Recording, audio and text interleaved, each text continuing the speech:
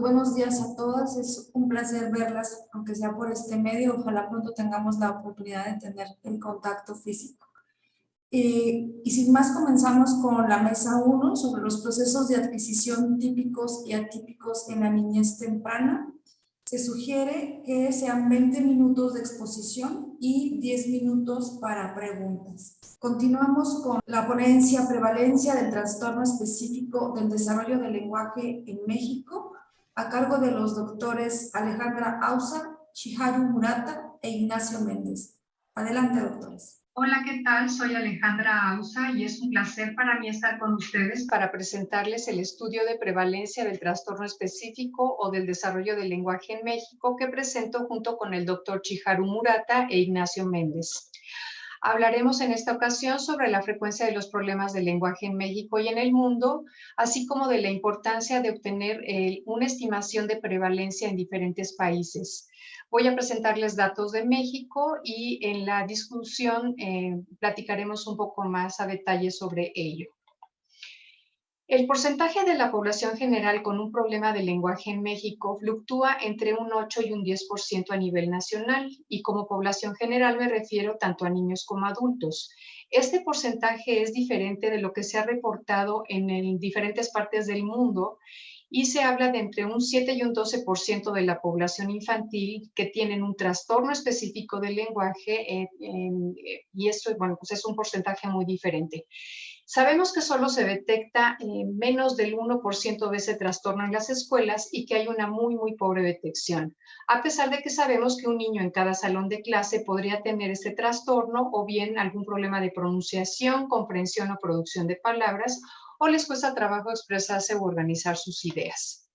Sabemos que también el término de trastorno específico del lenguaje ha predominado a lo largo de los años, pero ha cambiado últimamente como trastorno del desarrollo del lenguaje. Esta es una categoría clínica que aparece en el DSM-5, así como en el CIE-11, y se describe por la ausencia de alteraciones en las áreas auditiva, cognitiva, neurológica y psiquiátrica, pero que a pesar de esta ausencia hay un retraso significativo en el uso del lenguaje, así como dificultades principalmente en el aspecto de la gramática.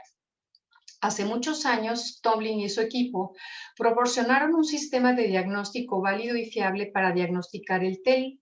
Se habló de analizar el rendimiento en 3 dominios del lenguaje, como vocabulario, gramática y narración, en 2 modalidades, en la comprensión y producción.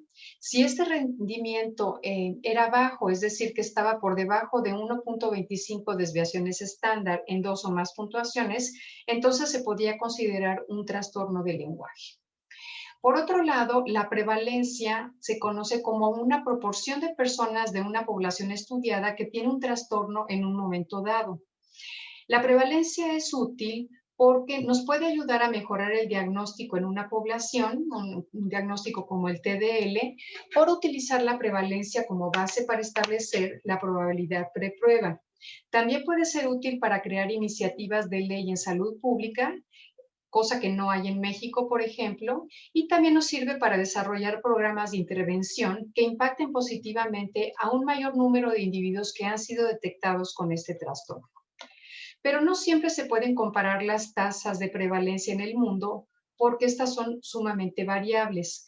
Y esto se debe a que puede haber ausencia de criterios clínicos consensuados, a que la misma población no conoce el trastorno o que no tiene acceso a la información porque no está provista por los mismos países, las secretarías de salud o de educación, y porque también existe una gran heterogeneidad en la nomenclatura y por lo tanto las personas a veces no saben a qué nos referimos con este término.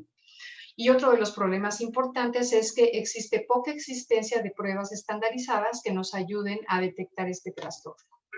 Cuando comparamos los estudios de diferentes partes del mundo, podemos ver que existen diferentes criterios. Por un lado, el tamaño de la muestra, como pueden ver en estos estudios que estoy mencionando, son sumamente distintos.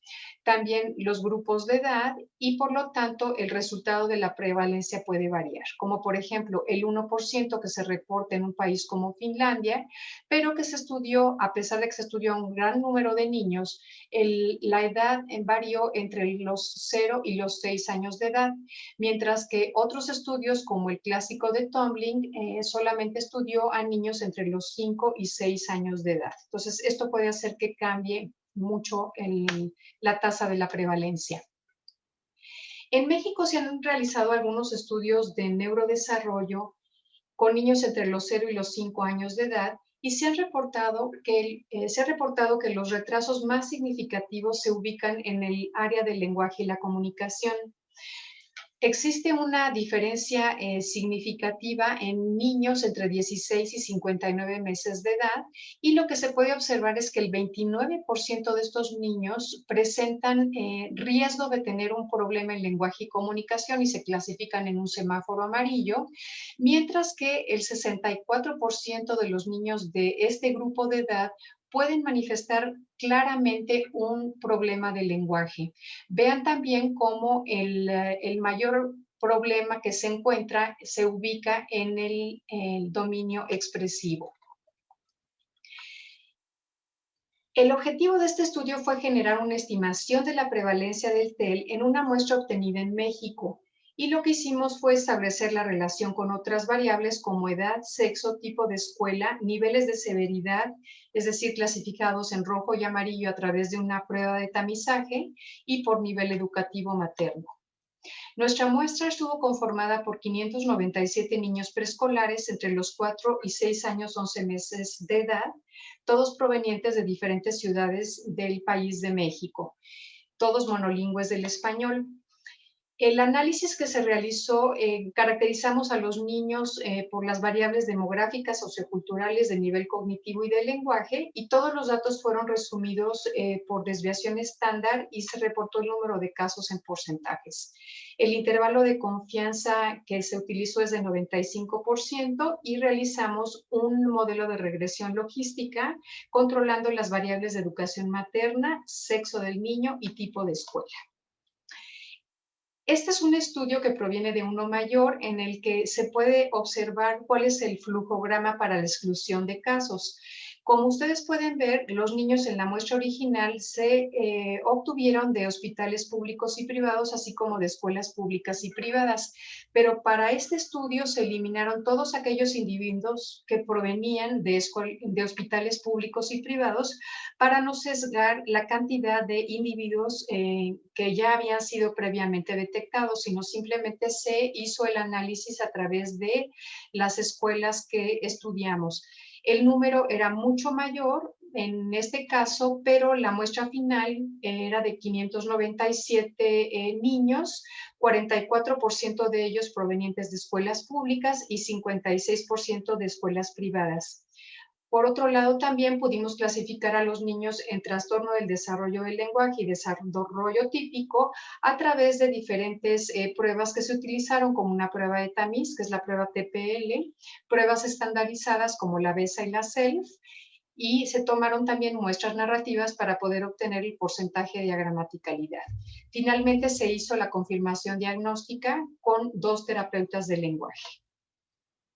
Aquí presentamos los primeros resultados demográficos y socioculturales de los niños que están ubicados en el estrato de 4 años de edad. Aquí, tal y como lo esperábamos, podemos observar una diferencia significativa en la prueba estandarizada BESA, así como en el porcentaje de agramaticalidad de la muestra del lenguaje, y en la prueba de tamiz también se encontró diferencia significativa entre ambos grupos de niños con desarrollo típico y niños con trastorno del desarrollo del lenguaje. Estos son los resultados también para los niños de 5 años de edad y volvemos a observar exactamente lo mismo, que hay diferencias en las pruebas estandarizadas, porcentaje de agramaticalidad y TPL, y lo mismo para los niños de 6 años de edad. Esta es la lámina más importante que voy a presentarles el día de hoy y es nuestra estimación de la prevalencia que estamos encontrando a los niños con trastorno específico del lenguaje o trastorno del desarrollo del lenguaje clasificados en rojo y también niños que están clasificados en riesgo de tener este trastorno. Esta última clasificación es de niños que tienen habilidades gramaticales disminuidas, pero el criterio es menos estricto. caen en el riesgo de tener este trastorno, pero con una probabilidad mucho menor que aquellos ubicados en la estimación en rojo. La estimación de la prevalencia global entre niños de 4 y 6 años de edad se ubica en el 12.6%, y podemos ver una diferencia porcentual en los grupos de edad, aunque la diferencia es mínima y no significativa. También podemos observar en el semáforo amarillo, es decir, estos niños que tienen menos riesgo de tener el TDL, pero que están en riesgo, un 18.3%, lo que se puede ver es que es un poco mayor. Si nosotros juntáramos los resultados de la estimación de la prevalencia de rojo y amarillo, evidentemente este porcentaje se subiría muchísimo más y entonces encontraríamos que el 30.1% de niños entre 4 y 6 años de edad tienen este trastorno, lo cual es muy superior a lo reportado anteriormente. Aquí lo que estamos haciendo es entonces incluir un grupo que, como les mencionaba hace rato, sería menos estricto, que puede tener habilidades gramaticales disminuidas, pero no necesariamente que sean datos solo de problemas gramaticales, tal como se presentó en el semáforo rojo. Este resultado es sobre un modelo de regresión logística en el que se ajustó con las variables de sexo y tipo de escuela. Son los niños del semáforo rojo. Tomando como referencia el grupo de 6 años de edad, podemos observar que, que hay diferencia con el grupo de niños de 4 años. Esa diferencia es significativa y aumenta hasta 1.43 veces más el tener 4 años y tener TDL en semáforo rojo, pero no se encuentra esta diferencia en niños entre los 5 y 6 años de edad. También encontramos una diferencia significativa entre el sexo masculino y femenino, siendo el sexo femenino un factor protector. Y si comparamos escuela pública con privada, podemos observar que la escuela pública presenta un mayor riesgo, aumenta el riesgo hasta 1.5 veces más de presentar el trastorno en semáforo rojo. No se observó ninguna diferencia significativa en la educación materna. A diferencia del semáforo rojo, en el semáforo amarillo podemos observar cómo no existe ninguna diferencia significativa en las variables antes señaladas, pero sí resulta significativa la educación materna. Y aquí lo que estamos viendo es que por cada año estudiado, la educación materna resulta ser un factor protector. Aquí podemos observar diferentes figuras. Las figuras de la parte de arriba son las del semáforo rojo y las de abajo son las del semáforo amarillo. En el eje Y podemos observar la probabilidad de tener TDL, mientras que en el eje X observamos la educación materna y es de menos a más años de escolaridad materna.